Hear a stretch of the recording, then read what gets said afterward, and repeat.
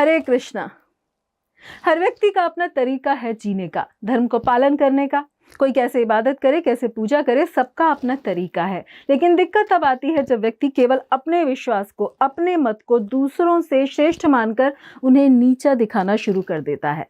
जब व्यक्ति अपने धर्म को सर्वोपरि मानता है और दूसरे के सिद्धांत को समझना ही नहीं चाहता, वहां दिक्कत शुरू होती है। क्योंकि कट्टरता धर्म से नहीं आती। धर्म तो सहृदय होता है, वो मानवता सिखाता है। कट्टरता व्यक्तिगत अहंकार के कारण आती है। ये धर्म के कारण नहीं, क्योंकि सभी धर्मों का सार यानी कि एसेंस एक ही है। कॉन्फ्लिक्ट तब होता है जब व्यक्ति सोचता है कि my way is the highway, my way is the only way. ये ईगोइस्टिक क्लैश होता है कि मेरे भगवान ही केवल भगवान है, मेरा शास्त्र ही एकमात्र शास्त्र है, मेरा धर्म ही धर्म है और बाकी सब बकवास है।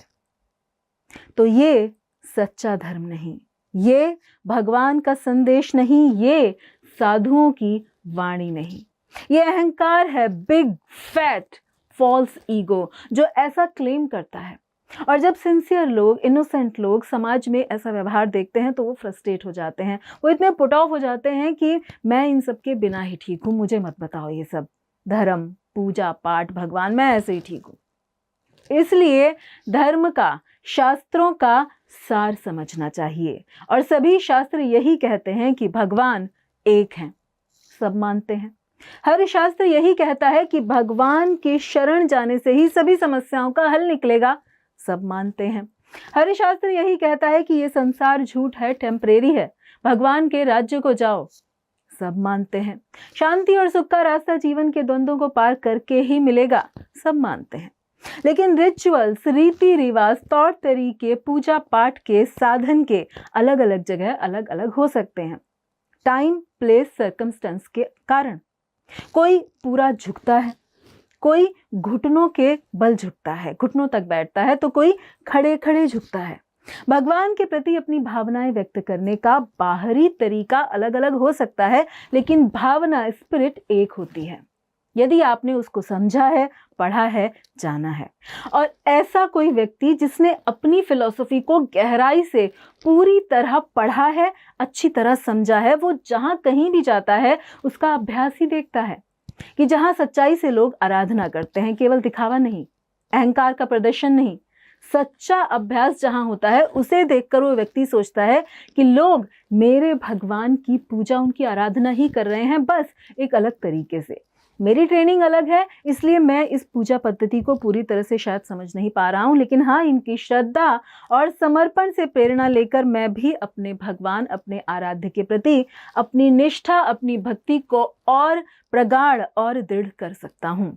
भगवान एक ही हैं, अलग अलग नहीं। हाँ, मैं यहाँ जो रूप देख रहा हूँ उसके प्रति अपना सम्मान अर्पित करता हूँ, व्यक्त करता हूँ, और भगवान के इस नए रूप में उनसे प्रार्थना करता हूँ कि मैं उनके जिस रूप की भक्ति करता हूँ उसके प्रति वे मेरे हृदय में प्रेम को बढ़ाएं। जैसे एक पतिव्रता स्त्री दूसरी सती यानी कि पतिव्रता स्त्री को देखकर अपना धर्म निभाने की, अपने पतिव्रत धर्म का दृढ़ता और सुंदरता से पालन करने की प्रेरणा पाती है।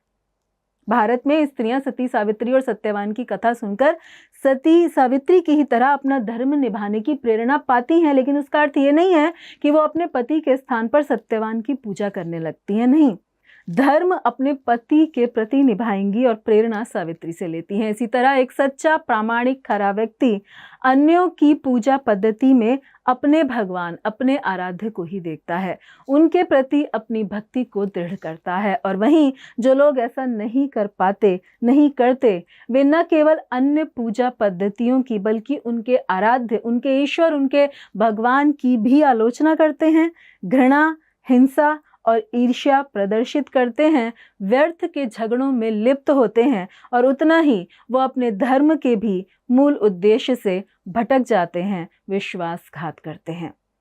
और यही युद्ध के भी अनेक कारणों में से एक होता है, जबकि शांति का सबसे सरल मार्ग है कि दूसरे सभी धर्मों का हम सम्मान करें। धन्यवाद। हरे कृष्णा।